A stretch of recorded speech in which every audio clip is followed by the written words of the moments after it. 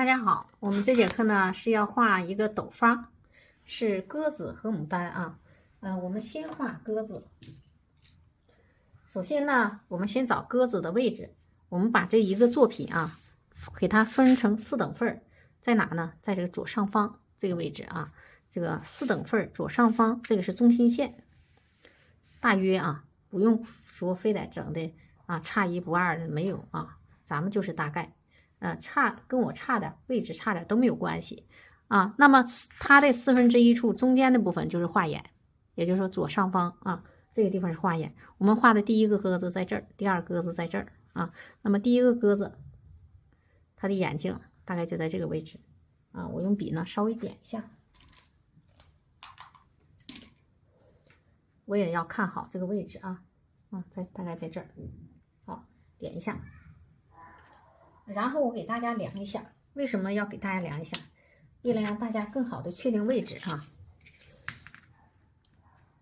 它距离这个外边，呢，最左边这个线呢是16、17公分吧，不用那么精确啊，16、17公分。距离上面是15公分，那就是第一个鸽子啊。我们先画它的眼睛。好，咱们放低，再低一点啊。这是鸽子的头部的地方，我们为了让大家看清楚我怎么画的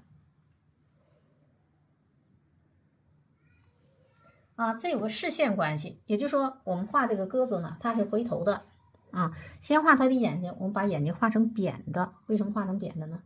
我们表示它的嘴呢是往后看啊，这个是有一点难度啊。再给大家再调近一点，好，这个位置啊。鸽子的眼睛，我们给它画成一个扁圆形，看啊。然后呢，它的这个眼睛呢是往前看，这个感觉啊，往后看。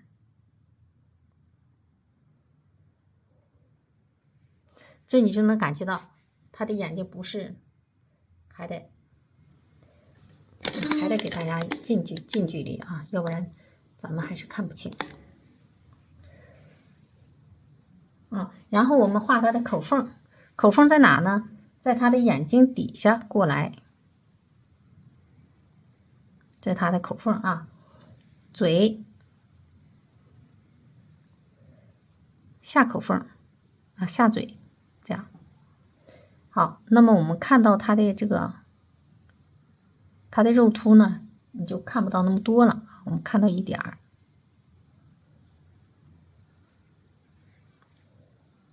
好，然后呢，咱们去画它的头部。我们用一个稍微大点的笔吧，笔太大了其实也不行啊。好，用这个小白云啊，这是小白云，我那个是点蕊笔。这点蕊笔呢，画那个精细部分还是挺好用的。好，我们现在去画它的头部，弧形压上去啊，把它的这个眼睛给它挤出来啊。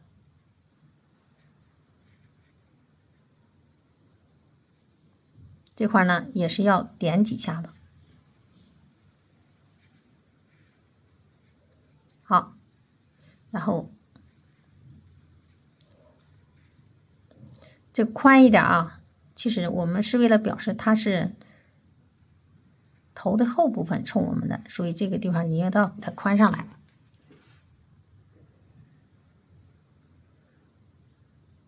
我补点水啊，笔有点干啊，把它的眼睛都给它挤出来，这是它的这个嘴下巴。这个地方我们要精细一点啊，我们画任何的小动物头一定要给它精细的去描啊，其他的地方身体我们要写意一点画啊，你不要身体也给它精细的去描，那就不好看了，它就不写意了。行啊，差不多了。我这笔呢，因为没泡透啊，始终是有点干。不尽如人意，很淡的，给它泡一泡啊。我是拿着笔就用了，所以就有点干啊。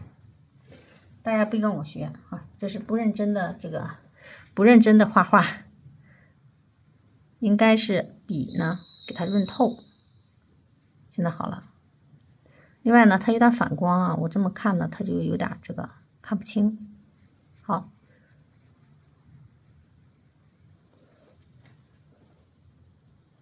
往下走，虚下来啊，这样把笔压扁啊，去扫。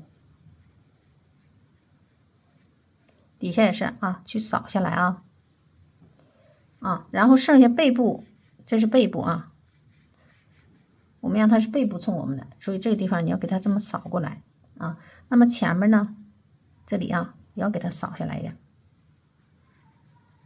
好，这就行了啊。然后呢，把这里给它稍微过来啊，这是它的往下身体啊。然后我们现在去画它的身体啊，我直接用这个笔，我给它戳一戳啊，笔锋散了，我给它捋一捋啊，调锋，这是调锋啊。然后我们画它的先把这个翅膀画来，翅膀再拿起笔啊，你看沿着它的头部的边缘向下，哎，这就这样起笔了啊，它的后背在哪呢？在这里。好，然后呢，我们现在去画它的飞羽，飞羽呢，一级飞羽在哪呢？在它的前边。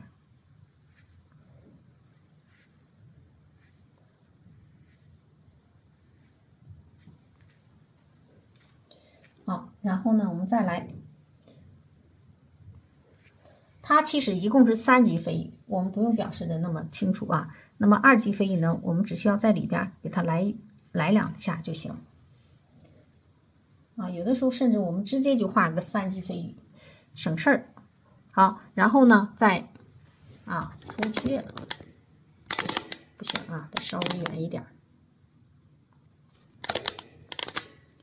要不然我出界了我都不知道啊。然后最后3级飞羽，1笔、2笔、3笔啊，3级飞羽一共4笔，最后1笔啊，划过来是一个长的，跟这个1级飞羽连上，这样的啊就可以了。好，旁边呢来补充1笔，我们它的右侧画完了，左侧呢我们不要给它画那么实啊。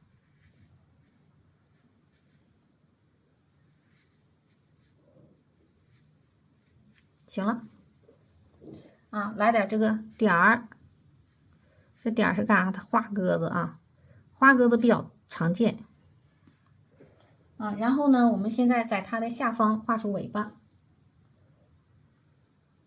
笔尖蘸点浓墨啊，笔尖蘸一点浓墨，调锋。这个锋呢，最好是扁一点，别整尖的啊，给它压扁点。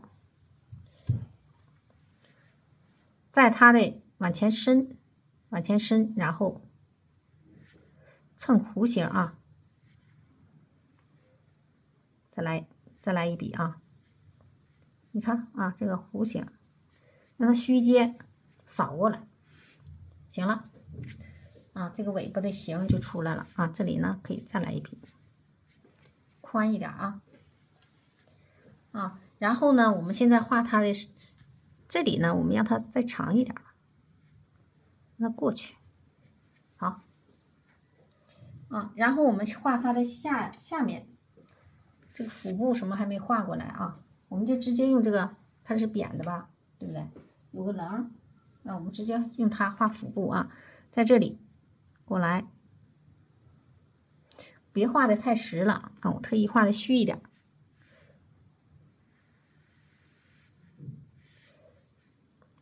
大腿虚下来啊，点几下子，好，然后它的这个尾巴连接处这块有点羽毛啊，这就行了啊，这个鸽子就画完了啊。这是第一个鸽子，我们再画第二个鸽子难度会大一些，为什么难度会大呢？它是白鸽子，白鸽子呢要求运笔更加精准啊。我们先不画它的这个脚，最后呢我们一起画脚啊。白鸽子呢我们用稍微淡一点的墨去画。怎么办呢？我们把墨里掺一点花青，这样的好处是什么？就不至于说你在画的时候它阴要不我们用那个浓墨呢，就白鸽子它就不好看了我们用这个墨色里边掺点花青，这么去画它有一定的粘性，它就不会阴了这个放这我们先画它的眼睛。白鸽子的眼睛用浓墨去画一样嘴眼睛强调重点的部分用浓墨去画。好，笔尖蘸一点浓墨，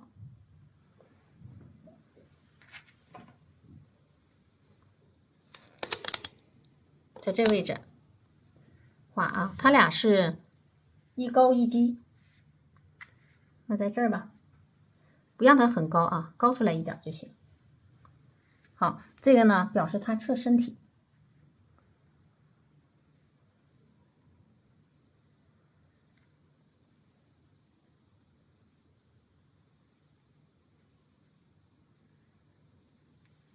这个眼睛是正面看我们的眼睛，让它略大一点。好，嘴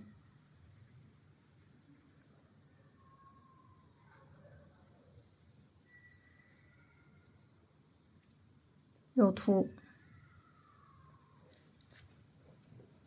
好然后呢我们换个笔给它画成浅颜色的它的头部在哪呢？我们画成一个弧形，跟它连上在这个位置你要让好它的这个呢是不容许你反悔的，所以我们要一下子给它找准这里呢，然后往下拉动。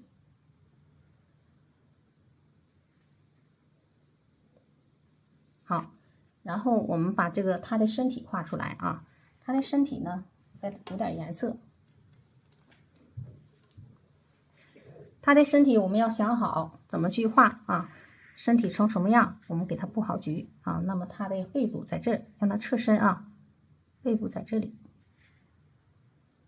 跟它接上不要接实了，虚一点，这块呢搭上一点就行实了反倒不好看。那么它的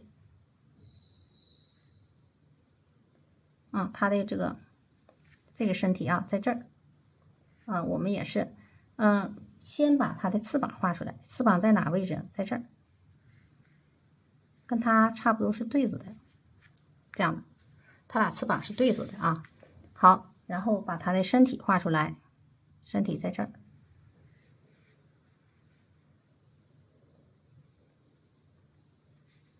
都是白的，所以我们在画的时候要注意那么底下也是要给它来大腿来点这个羽毛吧，这个感觉好，就这样然后我们画出它的飞羽。飞羽怎么画？这么画，打对号，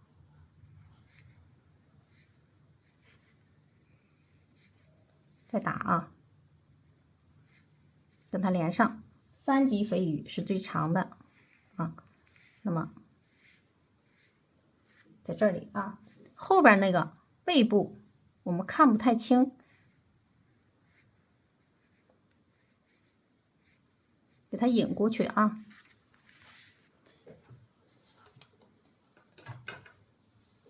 这个呢你画这个白的时候一笔呢都不能出现错误，所以要画的认真一点。行了然后它的尾巴也是成一点小弧形去画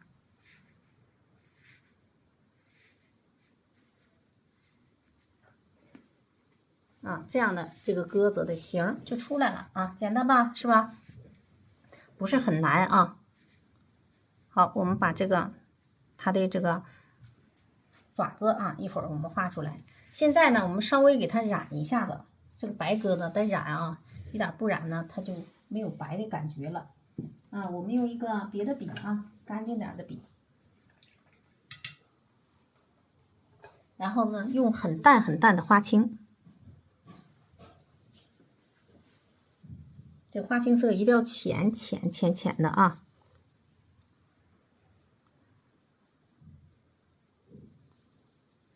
浅一点。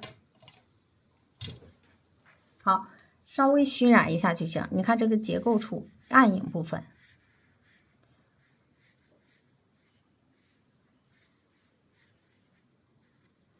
还有这里，这是它的下巴部分啊。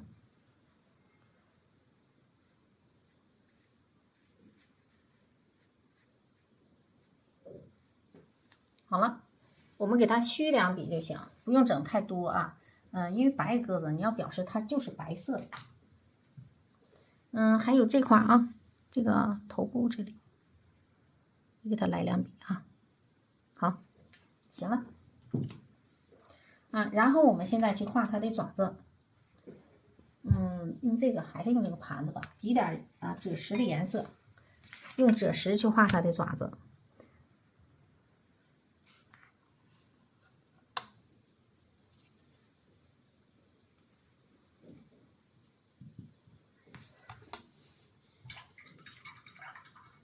算一下这个笔啊，这个我们这个花鸟笔是，特别的这个怎么说？特别费啊，少了不够用，我们要多来几个。你加配景的时候啊，这些笔呢少了，你调色换色你就换不过来啊。我们现在画它的爪子啊，这个爪子呢，我们再想好啊，它的重心在哪？在这里啊，我们的爪子让它往前伸一点。看在这儿啊，那么这个爪子再往前伸，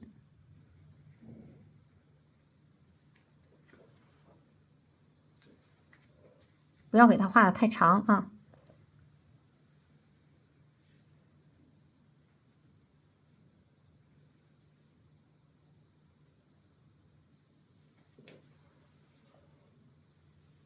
好，这是一个啊。那么如果你这个后边没有支撑，它就做屁股墩儿了，所以我们要把这个后爪子画出来，后爪子不要画长了，有那么一点意思啊。它这个，这是它后爪啊。好，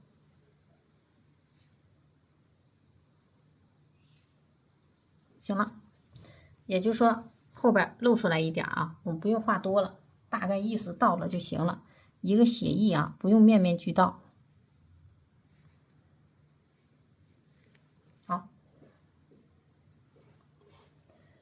然后我们再画下一个，这个我们也要找重心，这个重心在哪？在这儿啊，因为它身体呢是吧，有点往前倾啊，我们把这重心找到这儿，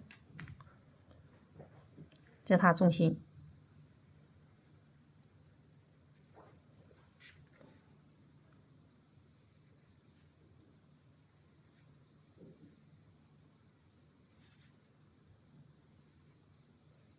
我们要它表示往下来。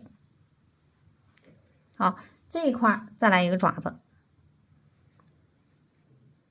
你要给它找个舒服的位置。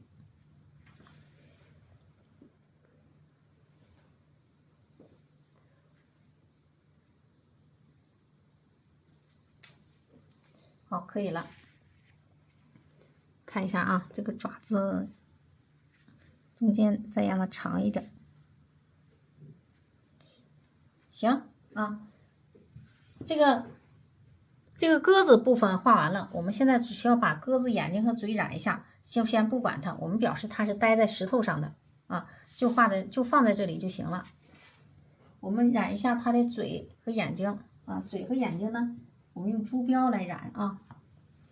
哎呀，这笔不够用了，还是要算笔呀。要不说这个花鸟呢，就是比较费笔。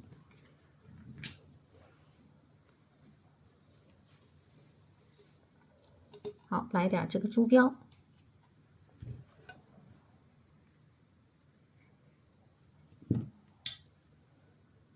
我们花鸟课里就讲了鸽子怎么画，鸽子各部位怎么画。建议大家你学牡丹一定要学花鸟。如果你仅仅会画牡丹，你一点不会画配景啊，那就等于没学吧，可以这么说。因为这个牡丹也是不能离开配景的，鸟啊、石头啊，甚至有的时候还跟别的花卉组合，是吧？所有的牡丹画家他都会画花鸟啊，所有的花鸟画家也都会画牡丹。它花鸟其实牡丹就是花鸟的一大类啊，所以说我们要这些都学，你的知识面才全面，你会的技法才全啊。好，小心点染。最后呢，我们用这个珠标染一下它的眼睛。眼睛呢，我们给它染成浅一点的珠标，别深了。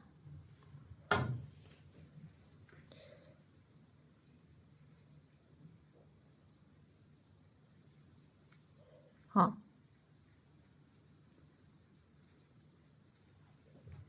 行了。然后我们看一下还有什么颜色啊？这有花青，我们再来一点三青，给它稍微来一点三青和花青混合的色。我们把这个花鸽的身体给它染一下。花鸽子不能一点颜色没有啊，是吧？然后我们来一点三青，跟它花青融合啊，灰的，它俩融合之后就变成灰灰的，但是一定要淡淡的，别给它画深了啊。所以我们要把它调成很淡很淡的颜色，就画啊。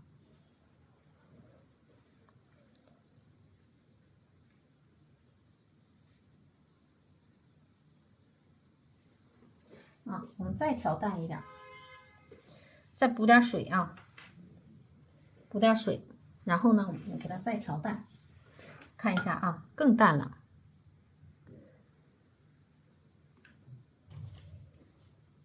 好，扫过来，这干了之后啊，就会很浅。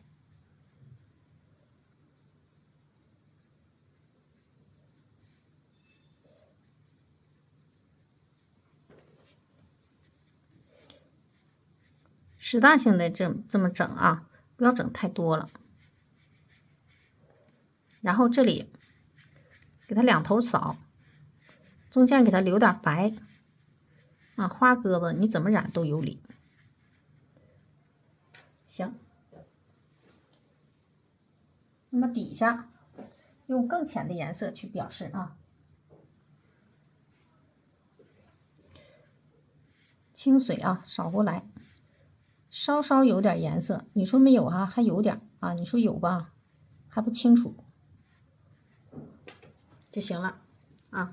这是一个花鸽子和一个白鸽子在一起啊。鸽子的寓意非常好，它是象征着一个富贵和平。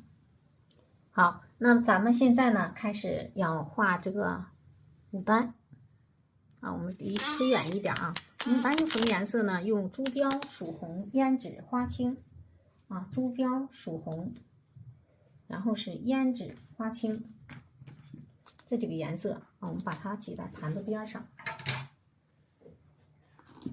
把这个呢拿远一点啊。咱们先挤颜色啊。大家注意一个细节，就是我们在这个挤颜色的时候，一定要把盘子里的水，如果盘子里有水，你要给它擦净啊。这个细节也是很重要的。如果你这个盘子里有水，会影响你调色的时候对水分的判断啊。所以呢，盘子一定要保持干燥，然后我们再去挤颜色啊。这是珠标，然后是曙红。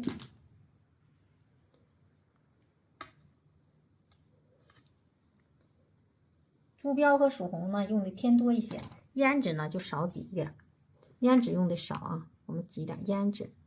最后呢，花青会更少，我们来一点花青，花青挤一点就行。好，这些就够。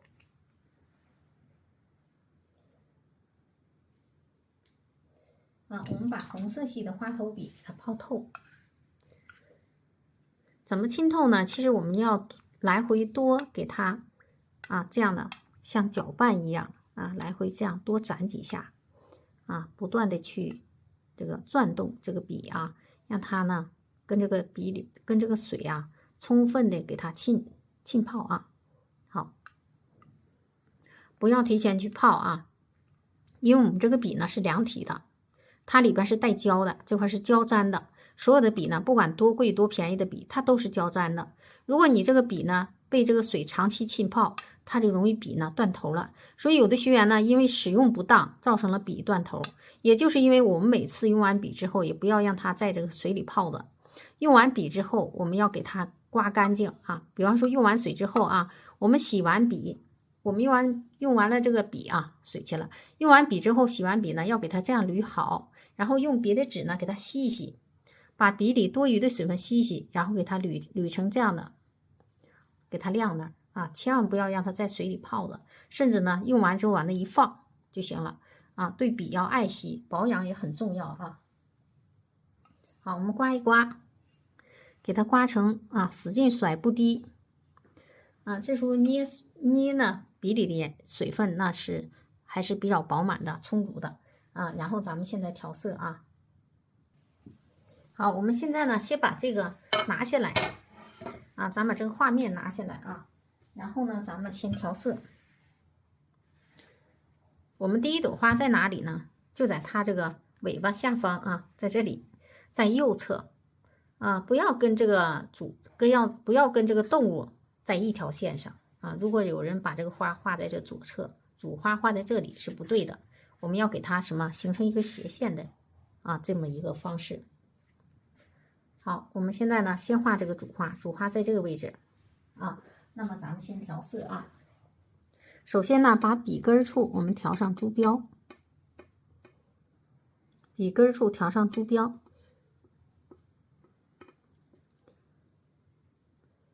感觉水有点大，发现没有啊？有水流动。这时候呢，不是说啊，老师就掌握水分那么好，不是的。但是我们在调色的时候，应该能感觉到水大了。水大的这时候一定要给它把这个多余的水分吸掉。然后呢，笔里的水分怎么办呢？我们也用个别的纸啊，吸一吸，吸两下子，它水分就没有问题了。水太小了也不行啊，水太小了啊，容易出现刺毛。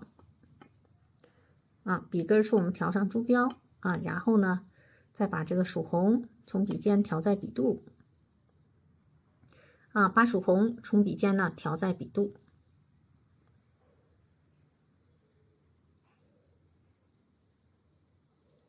啊，边调一定要边转动。我们在笔肚下面一定要给它加浓啊，所以说你要来回这么转啊，给它转。我是顺着一个方向转啊，其实呢。你要是两个方向转啊，来回转呢，容易出现笔分叉。另外呢，大家不要这样的来回这样的逛动啊，你一定要转。你这样逛动呢，那个笔就分叉了啊。我们随时调色的时候，一定要保持这个笔锋是垂直的、聚拢的啊。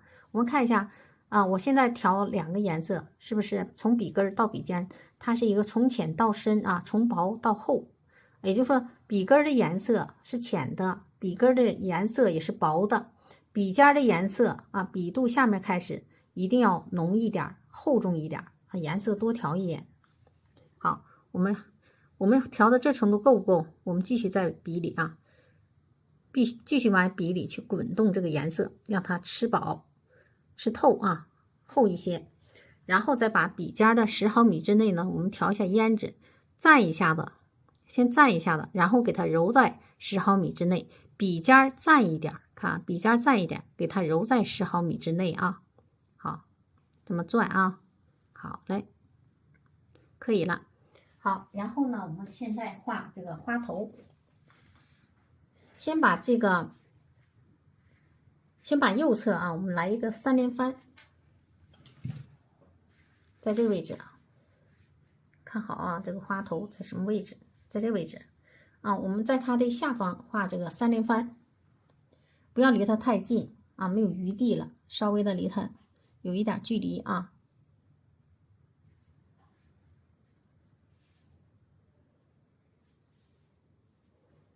这是3个花瓣，为了让大家看清楚呢，我们稍微近一点啊，调整一下，这样咱们应该能看清楚。然后呢，去填这个空，1笔啊，2笔啊，中间再填1笔。把这个空填完了，这就形成一个组合啊。我们在它的左边，好，来一个花瓣儿，好，再来。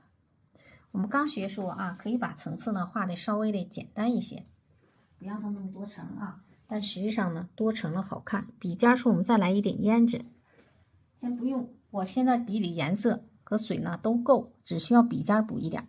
我们把这里啊给它上去一笔，让它形成一个花瓣分割线，再来一笔。我们看一下啊，这两笔画出来之后，这两个花瓣啊就分开了，就不是一个花瓣了。好，我们在它的上方啊，在这里画一个大花瓣下来。好，这笔呢我们给它贴上。好，那么就等于出现闭合了，对不对啊？然后我们现在在它的左边，我们来一个往外张的3连翻啊，给它跨度一点啊，笔尖处来一点胭脂。我现在笔里的水分和颜色还基本上够，先不用补颜色。好，张出去啊。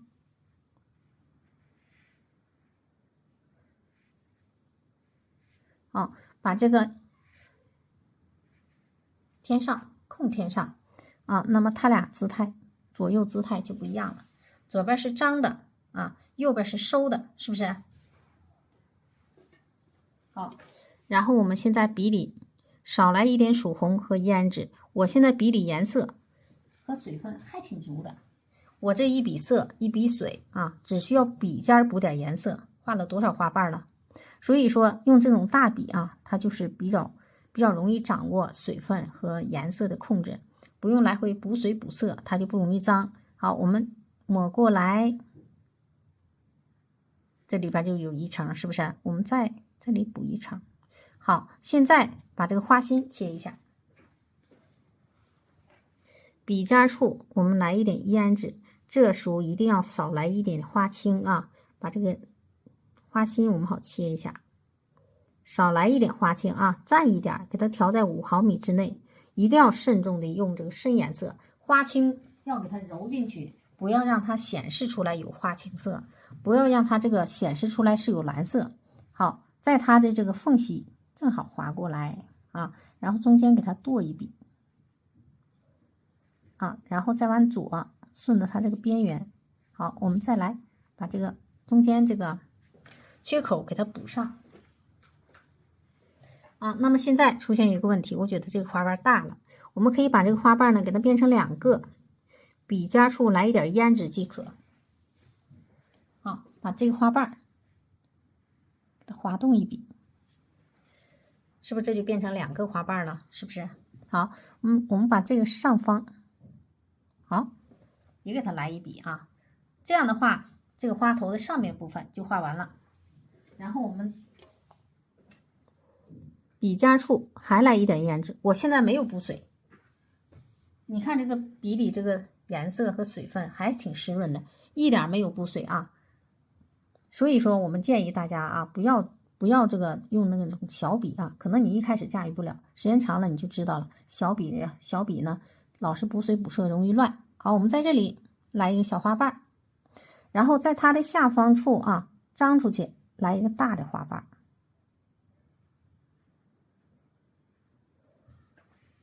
让它探出去，有一个花瓣啊，不听话探出去这个感觉啊，这个感觉其实是很好的。好，把这里边看啊，去补这些层次，再补啊，再补。现在我还没有去补水呢，我们这时候补点水吧，笔里的水分是真没有了，干了啊。来，我补水，笔肚压下去。其实我一开始运笔呢是快啊，轻柔，所以这个笔里的水分啊跑的很少。我们往往初学者呢容易犯的错误就是笔里的水分1、2笔花瓣就没了。为什么？用力过猛，一下子就你要把笔当成一个软面花，不要使劲去挤压。但是我们在画的时候就容易使劲去挤压，所以就会出现了用力过猛，笔里的水分一下就跑出去了啊，画1、2个花瓣就没有水分了。而且呢还容易出现这个花瓣被你压死了，压变形了。好，我们这时候呢补完水之后一定要补一点颜色，笔根处来一点珠标啊，少来，底下的颜色可以轻薄一点，笔尖处再来点胭脂。好啊，那我们在它的下方这块来一个2连翻吧，不要跟它对称啊，你看这个张出去，我们这个要收一点。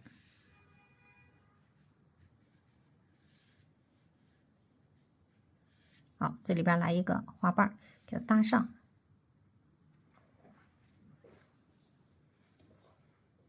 笔尖处呢我们再来一点胭脂啊，那我们在它的下方再来一个花瓣。好，把这里都给它搭上，这就行了，这朵花就画完了啊。我们可以在这里给它再往下来一点啊，这个花头是不是很好看呢？好，然后我们画下一个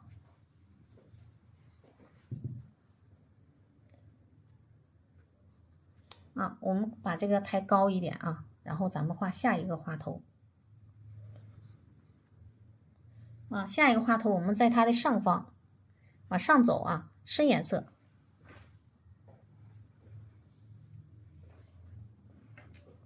这时候呢，珠标来点珠标啊，然后来点曙红，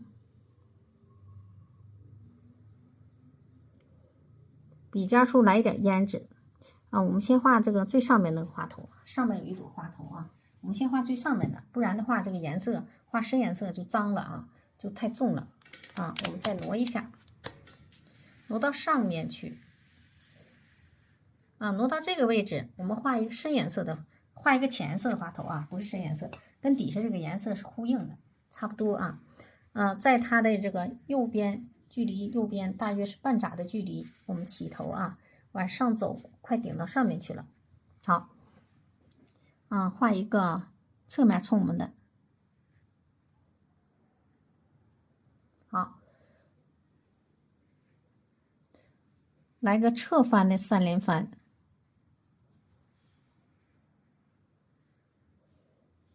直接画就行啊，然后去填它的空。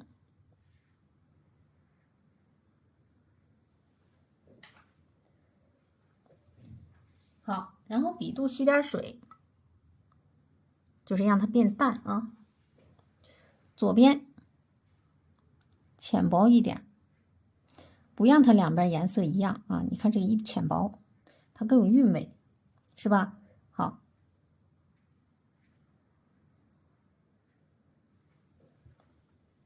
可以了啊，然后在这个下方来一个大点的花瓣啊，我们继续再浅薄一点，再让它浅薄一点啊。注意啊，这时候水比较大了，怎么办呢？一定要吸水了，要不然你继续画，它就容易出现呢阴了，就混沌了啊。所以我们要吸一点水。然后你笔里的颜色呢是比较浅薄的啊，那我们直接画两笔，添两笔啊，你看韵味就出来了，对不对啊？然后在底下再添两笔。你现在你再看这个花头，马上就好看了啊！这就是调色的魅力啊！所以我们一定要学会花头的形态变化和色彩的变化啊！我们要知道更多的色彩变化的知识，我们在课程里潜移默化都会讲到这些东西，逐渐你就知道啊，我们应该怎么去画出来它的变化啊。有的时候我们往往就是什么太注重每一个花头的形了，但是呢却忽略了它的变化。你不一定把每个花头都画得特别漂亮，但是我们一定要画出它的变化。好，咱们现在呢把笔里边来点深颜色啊，曙红，然后胭脂，把花心切一下，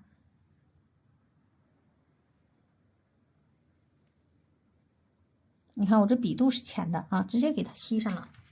行了啊，这朵花也画完了，然后我们在这里，在这个旁边来一个小花苞，防止它什么？防止它显得盛极而衰啊。也就是说，不要都画盛开的，也要来个花苞啊。我们不管画哪个牡丹，一般来说都要来个花苞或者来一个小花头，表示呢它还有含苞待放啊，给人以希望。笔尖处来点胭脂，好了啊，我们在这个里来一个小花苞，在它的底下啊。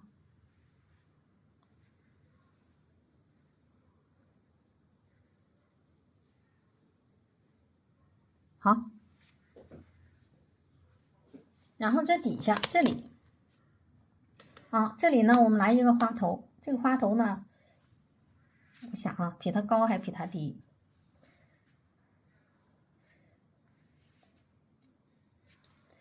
比它低也行啊，这样吧，啊，就是在它的这个比它低一点，但是呢底下呢再比它高一点，在它中心啊，我们来一个来一个深颜色的花头吧，这有浅的啊，有中性的，那我们这回来一个深颜色的。好，笔根处来一点珠标，然后曙红。我们这回呢，曙红要少调，然后我们多调胭脂，给它变成重色、深颜色的花头啊。调这个深颜色的花头一定要够浓，如果薄了，它出不来那个效果。所以我们胭脂的颜色，我们在用的时候，如果一薄，它就发什么颜色呢？它就是发灰。啊，笔肚的下面我们调上2厘米处啊，我们调上胭脂2厘米半也行。最后呢，一定要调花青啊，不然的话这个颜色深入不下去啊，笔尖不够深，它就出不来色阶啊，就调不出来层次。好，笔尖处我们来花青，花青这回呢，我们就要多蘸一点，一定要给它揉进去啊。这时候一定要耐心的去给它揉进去，笔尖蘸一点，然后揉啊，揉进去。让它过渡呢自然。我们来看一下啊，这是花青的颜色在笔尖，但是不要它蓝色，不要偏蓝色啊。好，我们现在画稍微远一点啊，画这个大家好能看到总的布局啊。我们在这个位置画一下这个深颜色的花头。我在想啊，比它高呢就容易杵着这个这个花了啊，要是比它低呢啊，有点这个花本来就低啊，那我们就只能是比它上面低一点儿，然后底下呢差不多就行啊。好啊，我们让它是侧面往侧面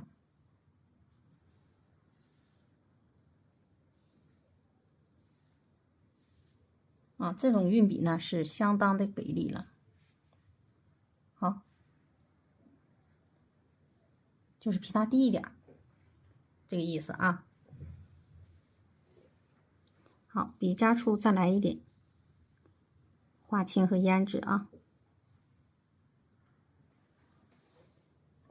这个深颜色的花头其实也很好看的啊。那么我们现在在这里画出它的花心啊，中间瓣。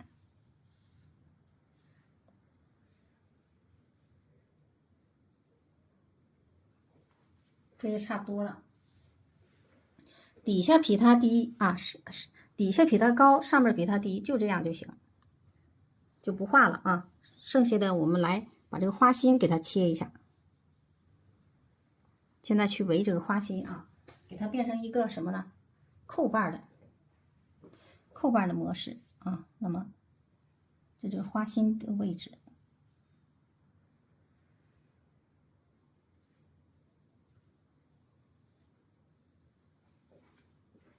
好，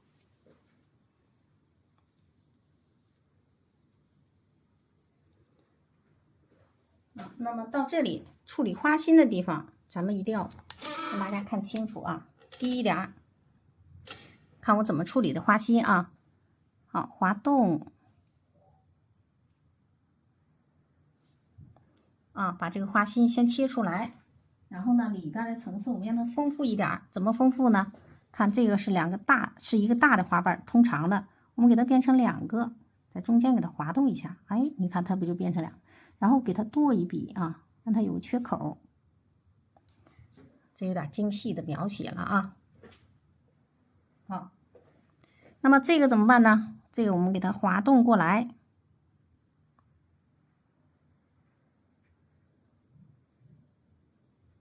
啊，用笔肚去添一下，浅的了吧，对不对？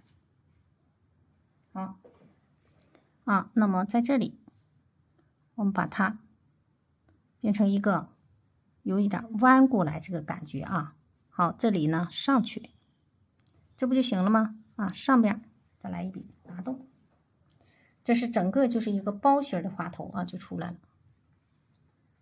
行了，这里呢我们稍微让它往外张一下。好，这块用叶子代替就不画了啊，这块画个叶子就妥了。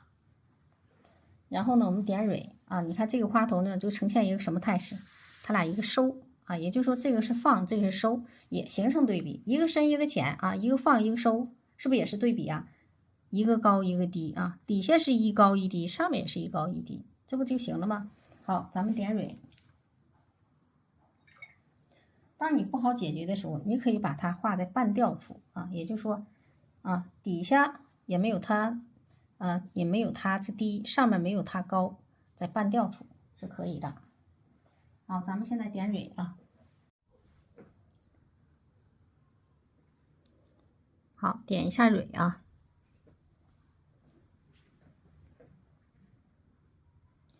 先来一组低一点的。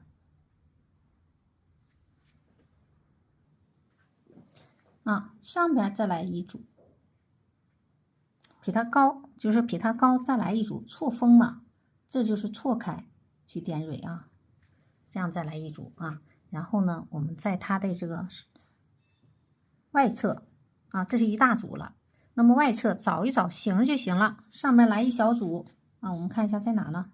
在这块来一小组啊，这里呢，我们再来2笔，上面找形，行了。啊，这个蕊呢就点完了啊，你给它点出高低错落啊。这个呢是包心的，我们点蕊的时候要注意啊，要把这个精彩的部分给它留出来啊，也就是说里边有这个层次感的地方，我们给它留出来啊。啊，这是一组，然后呢2头包，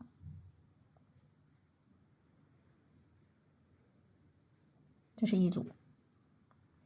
啊，然后呢，把这个外侧稍微的给它来参差错落就行了，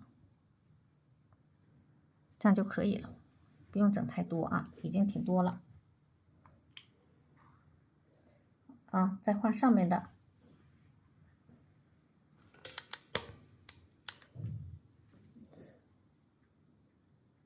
上面是开放的啊，那我们就给它画出这个蕊呢是向上啊发散的，也是这样的啊，你就给它有参差错落，有远有近啊，有疏密就行了。啊，最后呢，这是一大组了，最后来点参差，行了。底下呢，补充2个，要不离底下那个中心瓣太远了啊。好，然后呢，我们点一下雌蕊，用头绿啊，点一下雌蕊。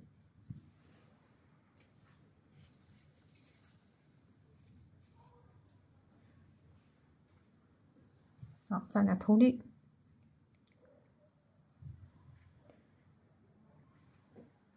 像这红色系的牡丹，我们尽量用头绿去点。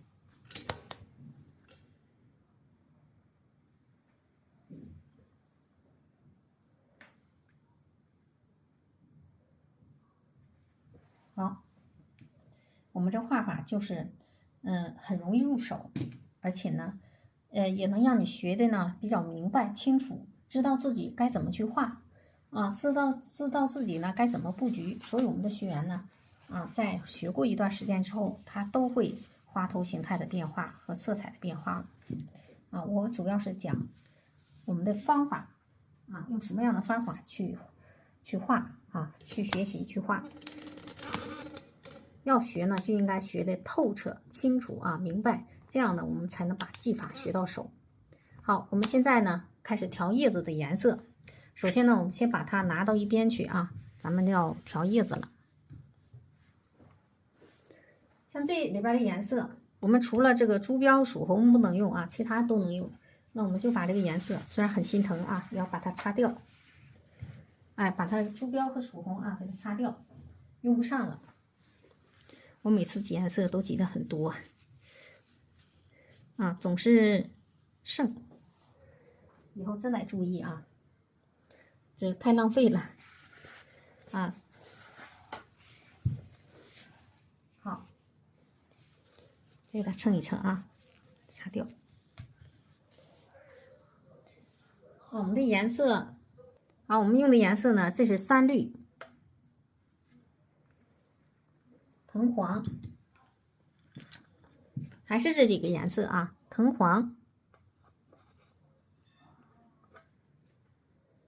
花青呢，再来一点，花青有点少了，我们再添一点。这个三绿调出颜色也很好看的。好，我们先把这个颜色呢，尽量它深一点，好看。好，先把这个三绿啊，三绿去了啊，先把这个花青和藤黄我们给它调在一起啊。笔里边呢，那我们来点这个水啊，往这个盘子里挤点水啊，把三绿、藤黄，这时候一定要调点花青啊，不，胭脂啊，说错了，一定要来点胭脂，让它这些颜色呢融合，不能给它变成纯绿色，并不好看啊。不要以为很绿很绿它就好看。好，外边有点草啊，我把这个窗关死啊，外边挺那个什么的，有些小孩在这个平台上玩。好，我们把它再调一调。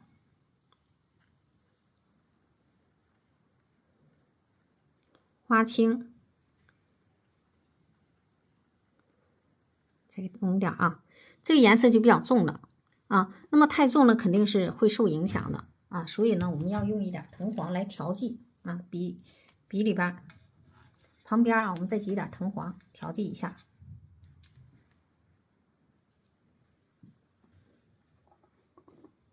好，来点藤黄。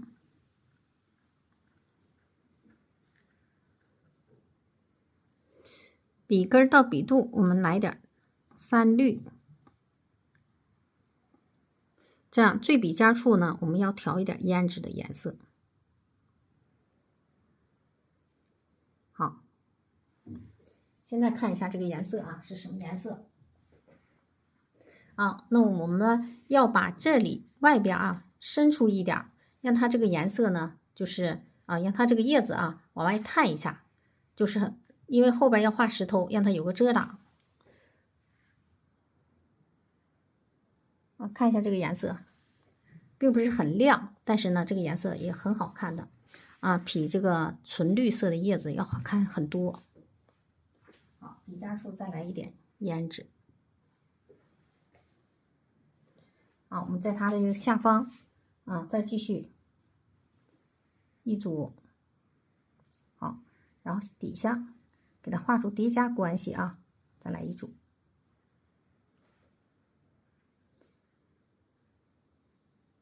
啊，把这个里边好像是有点小结构啊，花瓣给它挤出来。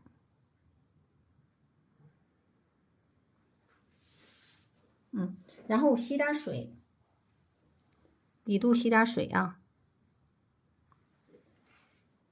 吸水之后它肯定变淡了啊，直接往外伸，再探出去一点啊。好，再吸点水，再来。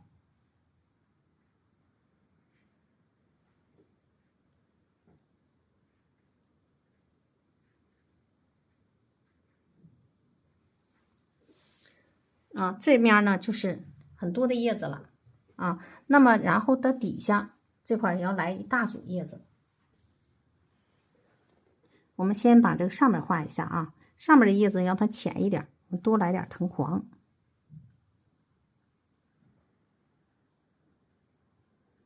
笔尖处呢再来一点胭脂，把上面的叶子颜色给它浅一点。好，在这个下方处右侧啊，我们再来点儿。好，在这里啊，我们来2个叶子。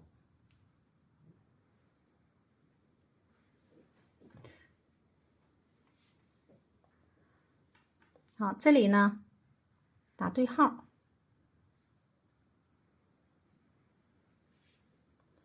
填上叶子啊。好，笔肚吸点水，继续让它变浅啊，笔尖处来点胭脂。好，我们在它底下看1笔啊，2笔、3笔，再往下拉动1笔。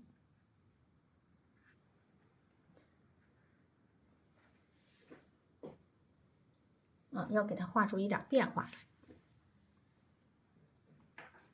好了啊，这里呢再来1笔。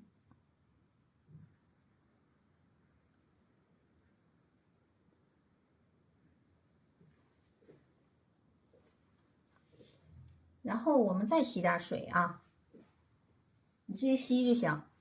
再来一点点胭脂的颜色。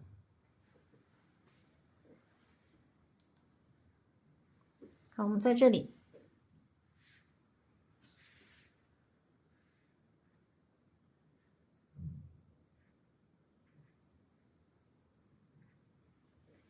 好，也来一组叶子。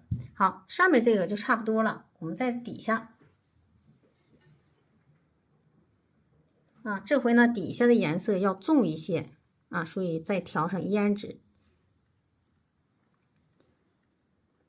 笔根到笔肚蘸头绿，头绿下3绿啊，然后笔尖呢，我们来一点墨。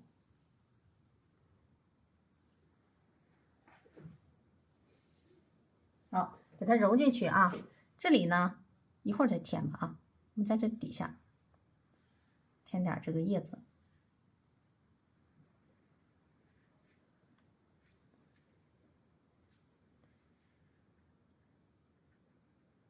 好，把这个挤出来啊。行。然后稍微高一点啊。现在呢已经差不多了，我们在这底下再来一组叶子，笔里再蘸点墨，在这个下方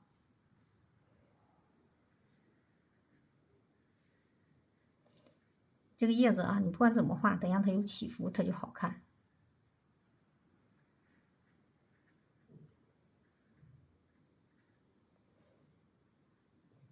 好，这就行了啊。底下就这些啊，叶子已经很多了。然后在这里，我们来一个叶子，让它俩之间有一个搭界啊。好，吸点水，让它浅淡一点儿。啊，笔尖处呢来一点胭脂，它俩之间也要有叶子，给它穿插开啊，在这里。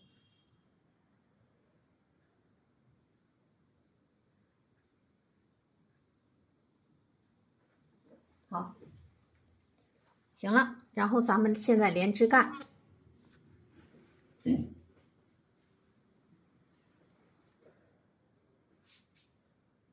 看一下啊，枝干呢可以用墨色，这个呢底下枝干我们用墨色吧。好，蘸一点墨啊，笔尖处蘸点墨就行了。但是这个墨色呢不要太重，所以我用画叶子的墨色啊来画。啊，那我们现在去找这个主花，在这个它下方这个位置啊，我们来稍微低一点，让大家看啊，枝干的运笔啊，我们要注意笔尖入纸啊。我们这个笔呢现在是扁的，我们冲这个一侧啊去入纸，让这个刚出锋的那个第一笔呢是一开头呢，让它笔是尖的啊，这样的。其实应该快一点啊，慢速运笔呢容易阴了啊。那我们吸点水啊，我为了示范啊，笔速有点慢了。好，那么在这旁边我们再来一个啊，这样快一点它就好看啊。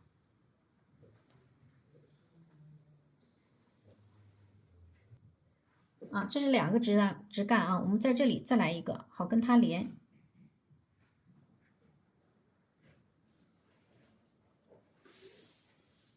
好，这2个枝我们让它有联系，那怎么办呢？让它在这个之间啊，要有一个这样连啊，也可以呢，再来一个，这就连上了，是不是啊？好，它旁边就是有这么点结构就行啊。好，那么我们在它上边把这个枝连上，来点藤黄，上面枝呢就让它浅一点，来点这个藤黄呢，笔尖来点胭脂，它也不是很浅啊。好，我们在这里找它出杈的地方啊，出枝的地方啊，这块也可以，其实这块也可以啊。那我们怎么办呢？在它这个旁边吧，在这里啊去找它。好，然后这里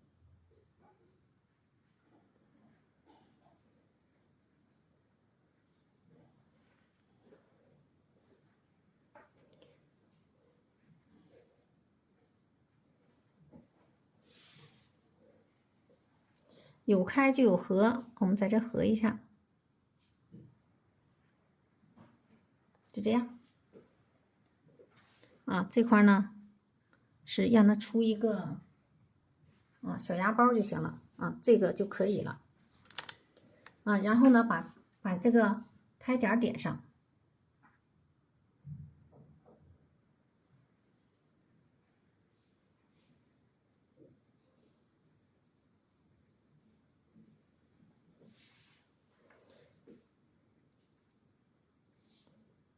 这点一下啊。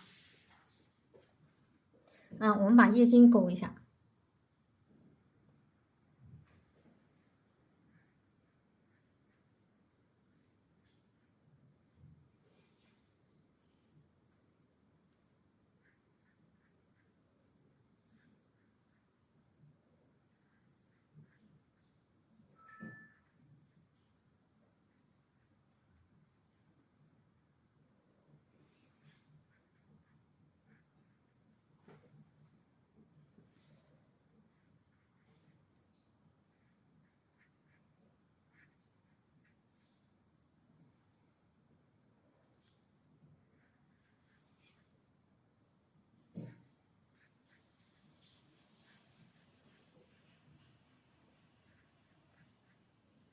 把这个它们之间这个叠加关系，用勾叶筋的办法给它表现出来。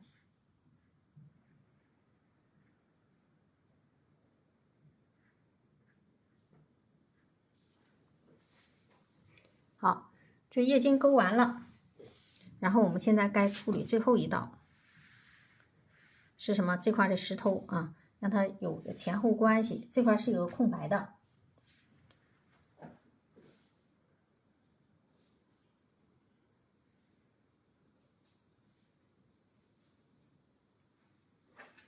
好，我们把石头画在这里，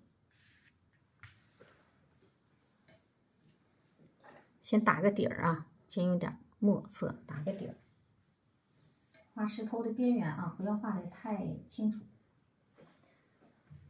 好，要有个提按顿挫这个感觉啊。好，在这儿想好，从它后边过去。好，那么这里要有边儿。最后呢，在这底下，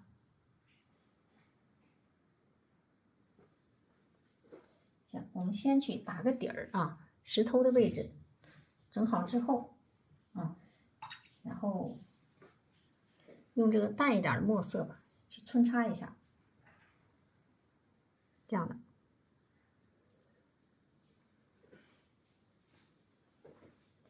好，穿插一下啊。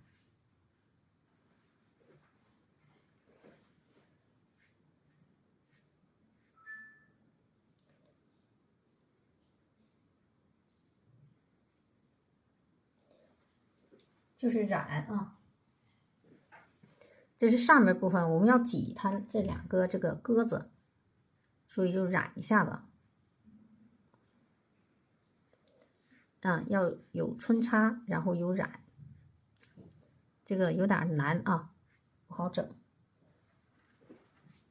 控制一下水分。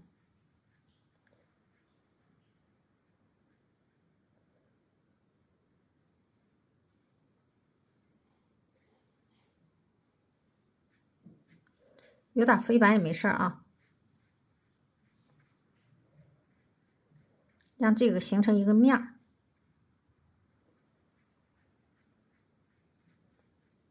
好，然后我们再画下面。下面呢就得画它的结构了，用浓墨，然后呢画它的下面啊。下面怎么办呢？浓破淡，画出它的结构啊。看这个用这个浓墨啊来破这个淡。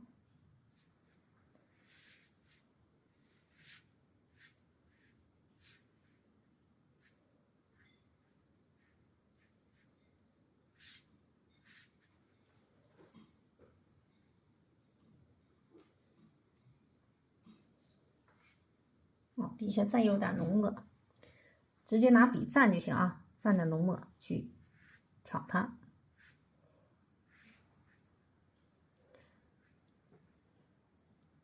好，继续这块这个结构啊，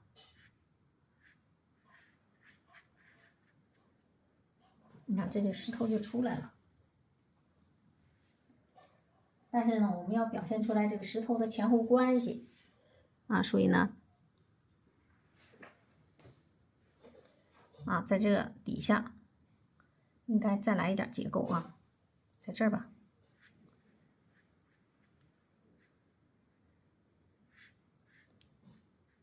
跟这个花把这个焰啊拖出来。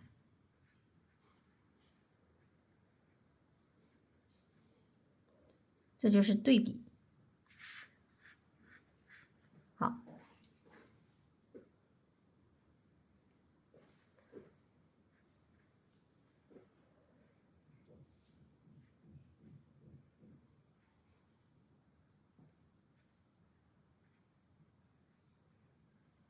把这个花给它挤出来啊。所以这块要小心，别染着这个花。好，这个石头就差不多了。好，用浓胶墨再给它铺一下子，在底下穿插几下子啊，让这底下颜色重一点。然后这底下，我们用这个花青色啊，就是这个绿色啊，花青色。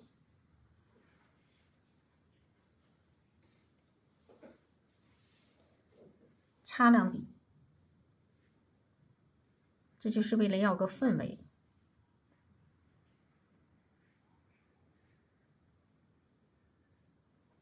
好，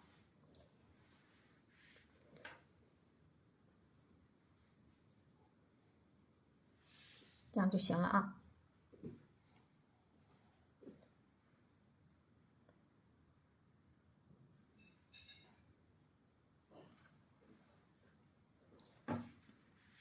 然后这底下其实也不行啊，有点空。我们不画也行，画也行啊，就是这样画两下。其实呢，不画也行啊，这块也来两下，让它有一点这个氛围就行啊，这就可以了。然后呢，我们现在看一下整体的画面哪里需要调整。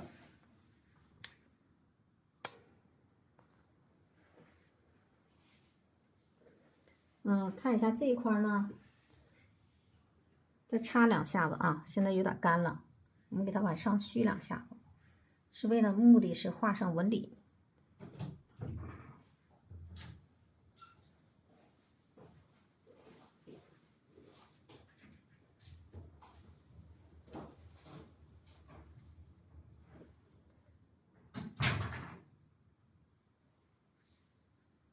好，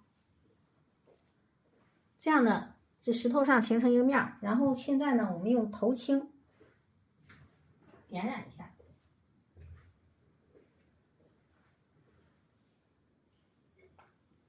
来挤点头青啊，点染一下这个面儿。个别的笔去头青。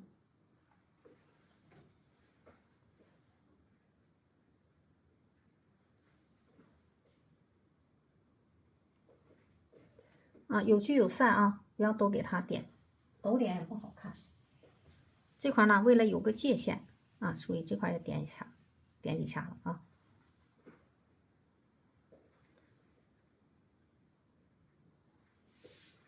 行了。然后这块有点3绿，再用3绿啊，点2下。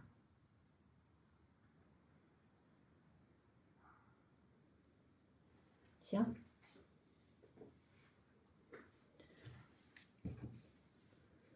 这个作品就差不多了。我们再看一下还有芽包没点啊，再点一下芽包。算一算，好，点一下芽包，这是藤黄，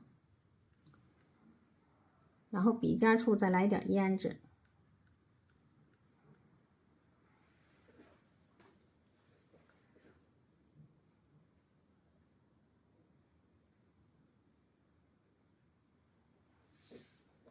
底下也点2个，点也行啊，底下点也行，不点也行。点呢，就是让它有一点这个氛围。好，行了这个主枝干上点2个，强调一下。然后我们看一下整个画面。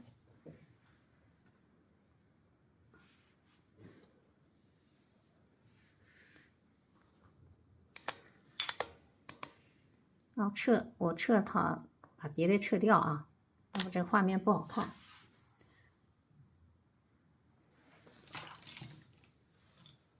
好，整个画面我们看啊，就是这样的，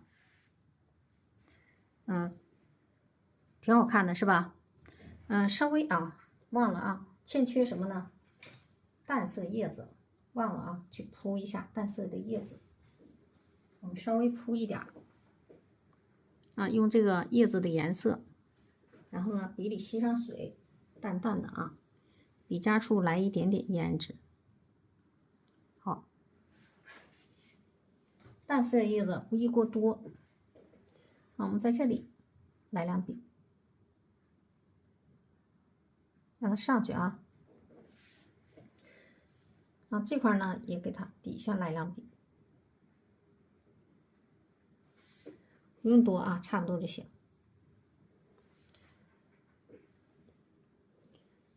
好，上面呢让它高一点这块行了在哪提款呢？在这里在它鸽子的后边提款，小字提2排行了，也可以这样提，在这夹着提都行底下呢盖一个闲章就行了好，我们这节课呢就上到这里。